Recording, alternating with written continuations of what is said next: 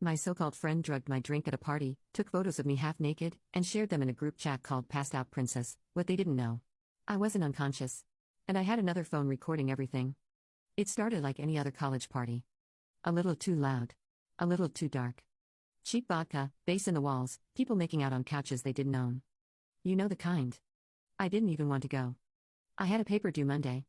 But my roommate, Riley, begged me. Come on, Liv. You never go out anymore. She gave me that look, the one that says I'll be annoying until you cave. Riley was my best friend. Or at least, I thought she was. She helped me move in freshman year. Stayed up with me through my first heartbreak. Brought me soup when I had mono. I trusted her. That night, she handed me a red Solo cup and said, "Drink up, birthday girl."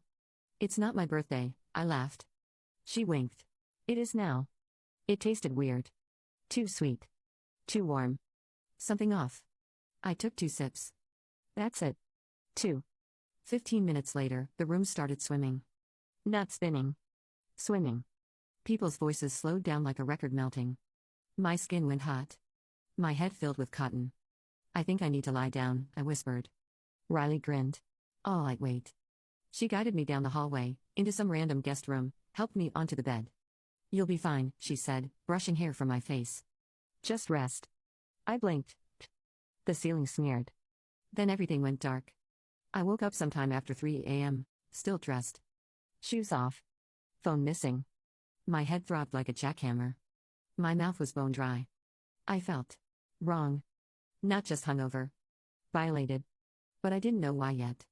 I stumbled to the kitchen. The party had died down. A few stragglers half asleep on beanbags. Riley was nowhere in sight. I found my phone under the couch. Battery dead? Typical. I went back to my dorm alone. Threw up twice. Slept like a corpse for 14 hours. The next day, I noticed people were looking at me weird. Girls whispering. Guys smirking. I chalked it up to paranoia. Until I got a DM. No message. Just a screenshot. It was me. Lying on that guest bed. Eyes closed. Shirt pulled up halfway. Bra showing. The group chat name? Passed Out Princess.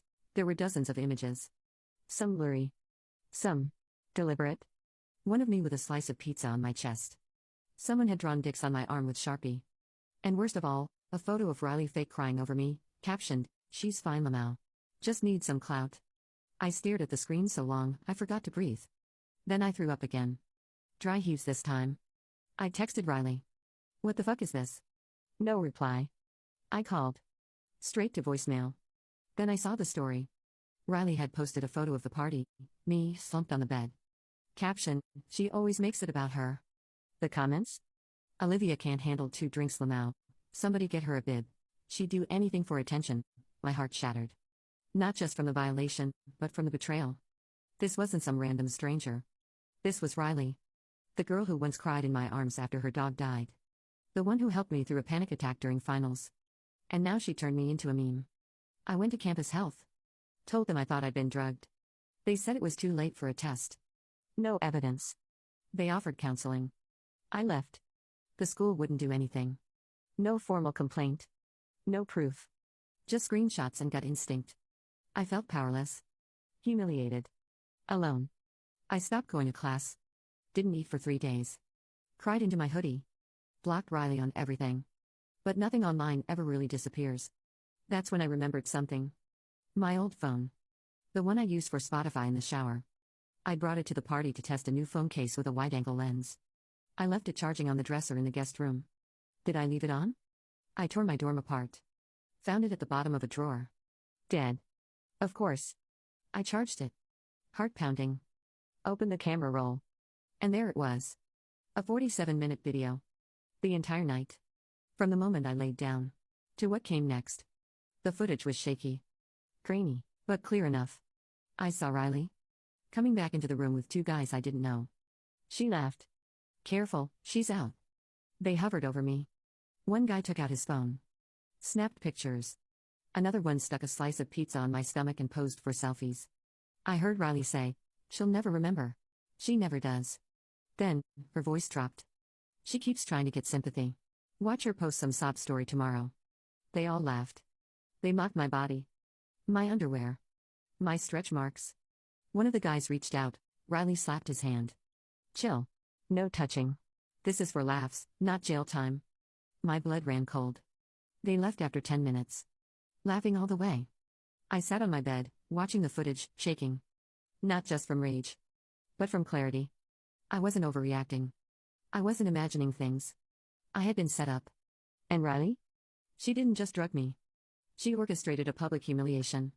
For likes. For laughs. To make herself look better. I backed up the video. Every frame. Every laugh. Every cruel word. I compiled the screenshots. The DMs. The snap stories. Then I made a folder. Titled it, Passed Out, Not Powerless. Because what Riley didn't know, what none of them knew, was that I wasn't unconscious. I remembered everything. And I had evidence. The second phone had been watching. And I was done playing dead. They thought I was broken. But I was just waking up. For a full day, I didn't move. Didn't eat. Didn't cry. Just watch the video. Again. And again. Until I didn't feel like a victim anymore. I felt like a witness. A witness to my own humiliation. A witness to theirs. The first thing I did was buy a second hard drive. I backed up everything. Twice. Then I opened a new email. New name. No ties to me. I started uploading. Private folders. Unlisted links. Next, I wrote everything down. Every moment I could remember. Every timeline. Every word. I turned it into a timeline. The drink. The dizziness. The disappearance of my phone. I labeled the files. Sorted by name. Riley. Brent. Cody. Those were the two guys. I found them through mutuals on Instagram. Then I wrote one sentence at the top of a new document. They thought I would stay quiet. I didn't go to the police. Not yet. I knew how that would go.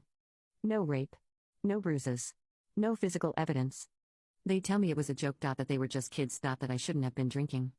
So instead, I started with Emily. She was 2 years ahead of me. Pre-law. Interned for a nonprofit that handled campus harassment cases. I asked to talk. Didn't explain why. Just asked. We met at a coffee shop near campus. I brought the drive. She brought a notepad. I let her watch it. She didn't say anything for 5 full minutes. Then she looked up and said, "You need to go bigger than the school." She gave me the name of a lawyer. Said to use her name. Pro bono work. She also gave me the name of a journalist. Campus Focus. Had done exposés before. Don't let them gaslight you, she said. They counted on you being scared. She was right. They did. That night, I got a text from a random number. No message. Just a photo. It was me again. From the party. Shirt still half up. Under it, a caption, "Still crying?" I blocked it. But my stomach dropped. They weren't just laughing. They were taunting. Still thought I was scared. Good. Let them. I sent the video to the lawyer. He replied within hours. This is more than defamation. It's privacy violation. It's digital distribution of illicit imagery. It's a civil suit. Possibly criminal. He asked me if I wanted to press charges. Not yet, I said. Why not? Because I want them to feel it first. He didn't argue. The next day, I printed flyers. Simple black text on white paper. Do you know what your friends did at the Sigma party? With a QR code. Link to a private folder. Just one clip. No faces. Just Riley's voice. She'll never remember. She never does. I posted one in every dorm bathroom. Every dining hall. Every laundry room. By sunset, the folder had over 3,000 views. I didn't post my name. Didn't say it was me. I didn't need to. They knew. Riley posted a story that night. A selfie. Eyes puffy. Caption, "People will ruin your life for attention." I watched her lose 800 followers in 1 hour. Brent's fraternity deactivated comments. Cody made his account private. Emily called me. It's working. They're spiraling. Good. But I wasn't done yet. I called the journalist. We met off campus. I showed her everything. She asked if I wanted my name attached. Not yet, I said. But I want every detail out. She promised to verify everything. She wasn't here to sensationalize. She was here to expose. Meanwhile, I sent a copy of the evidence to the Student Government Board. Anonymous tip. Attached was a letter. If these people represent your campus, what does that say about you? Within 2 days, they launched an investigation. A week later, Riley was removed from the Student Wellness Committee. Brent was suspended from the rugby team. Cody's internship got rescinded. Apparently someone had forwarded the video to their HR department. Wonder who that could have been. Then came the tipping point. I got an email from the school. We'd like to speak with you regarding recent incidents. Too late. I had already spoken. Because that morning, the journalist published her piece. Front page of the campus publication. Headline, "When Party Culture Crosses the Line, How One Student Fought Back." It didn't name me. But it didn't have to. Everyone knew. Because by then, I had posted my own story. Not a breakdown. Not a revenge fantasy. Just the truth. I uploaded the video of myself reading the timeline. In my voice. In my words. I didn't cry. I didn't beg for sympathy. I just told them what happened. And what they did when they thought I couldn't fight back. The views passed 100,000 in 2 days. And now? Now they're the ones hiding. Because the girl they called weak wasn't done yet. The day the article dropped, I walked across campus like a ghost in reverse. People didn't look through me anymore. They looked at me. Some stared. Some looked away. Some came up to me and said they believed me. But no one laughed. Not anymore. By that afternoon, I got a message from a girl I didn't know. They did the same thing to me. 2 semesters ago. I thought it was my fault. Then another. Thank you for speaking up. I thought I was crazy. And another. I have screenshots from a different group chat. Same names. Different girl. It wasn't just me. I was the one who recorded it. But I wasn't the only one who lived it. So I sent everything to the lawyer. And this time, I said yes. Yes to the lawsuit. Yes to naming names. Yes to making sure it never happened again. The school tried to clean it up quietly. They offered me a mediation. A private apology. Even an honor award for raising awareness. I said no. I didn't want an apology behind closed doors. I wanted consequences in daylight. Riley reached out. First with a voice message. I didn't mean to ruin your life. I thought it was funny. Everyone does it. Then, you were always the dramatic one. You act like you're perfect. Then she tried to twist it. They're making me look like a monster. You're letting them. I didn't reply. Because there was nothing left to say. But there was something left to do. Our university was hosting its annual Student Safety Forum. A panel on harassment, consent, accountability. The student union invited me to speak. 10 minutes. No names. Just a survivor's perspective. I said yes. But I didn't promise I'd stay quiet. The room was packed. Riley was there. In the back. Dark glasses. Hood up. Maybe hoping I wouldn't notice. I noticed. When it was my turn, I didn't read from notes. I spoke. I told them what happened. How trust can be shattered in one drink. How trauma can wear a friend's face. How humiliation becomes a memory you live inside every day. I said, I was drugged. Photographed. Mocked. Shared.